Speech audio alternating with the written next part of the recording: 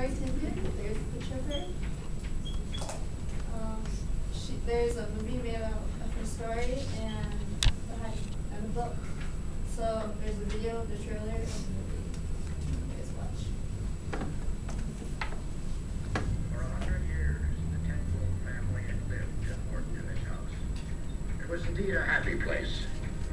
But now, the lights had gone out over Free Holland. Papa, are you going out? I will not data around this house and do nothing. I'd rather do anything else. I'd like to close the door and never open it again. Until this whole hideous thing is over. Watched on every side, they were now embarking on an adventure that could cost them their lives. Thank you for the delivery, Mr. Smith. Papa, now!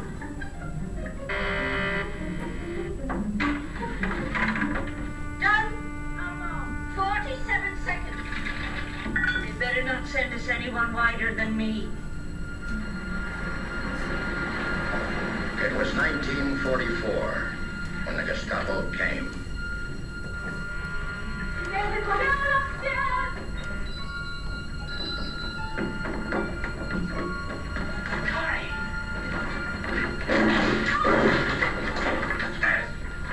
I'll take the top. Where are the Jews?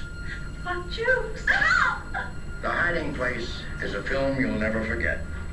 From the best-selling book comes this true story of innocence and hatred, of light in the midst of darkness. Ravensbrück is not arrest. Roll call 4:30 every morning. 7 days a week. Tomorrow, assignment to work details. Those who cannot work, report to sick call. But they better be sick. Who could live in such a place? Driven by a power that would tear out all hope from the soul of man. You must believe your God smells that stench from those chimneys and refuses to do anything. If only you could know his love. And why do you think your God of love sent you here? Was it a secret room or a place hidden deep in the heart of man? The Hiding Place, starring Julie Harris, Eileen Heckard, Arthur O'Connell, and introducing Jeanette Cliff as Corrie.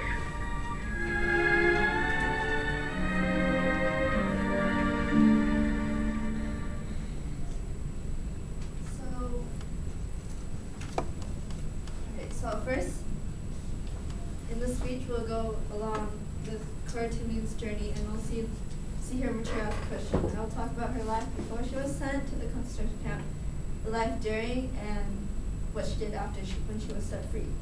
So the first, in Haarlem, Holland, Corrie Ten Boom lived in the house.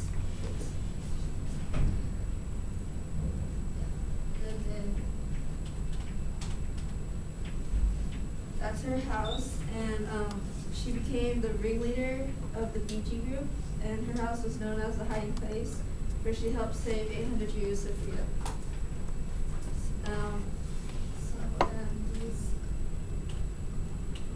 This is a picture of the Hiding Place. Family portrait. So one day, as you guys see in the video, the Gestapo came in and barged, and they searched the house, and they never found them. So because she was hiding the Jews, she was sent to the camp. And second, I will talk about the dreadful experience in camp. So Betsy and Corrie were sent to Ravensbrück, Germany, which was known as the cruelest camp ever. There was 35,000 women prisoners, and they were treated like animals. So one day, Betsy was getting weaker. You guys saw in the video that the guard was beating her till death or whatever. But the other women had to hold her back because they knew something was going to happen to her. So it was her turn. Her number was called out, and many women were going to die, but she actually was set free. So third, I'm going to talk about what she did when she went home. So she felt like she needed to do something with her life. She moved to America, and she wanted to start something new, but she had no idea. But one day, God called her to tell everyone about her experience in the concentration camp. So she's traveled all over the world and changed many lives. She spoke to any audience she could find. Her main point is to forgive as I have forgiven you, and you must forgive your enemies. So she learned that. So one day she learned that the Gestapo came up to her, and she knew that she needed to forgive him because it was the right thing. You know, hatred is a murder in God's eyes.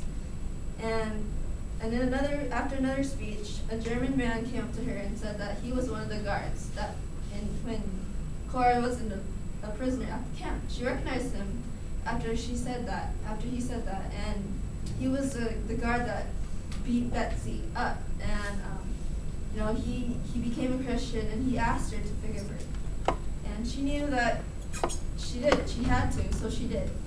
And so she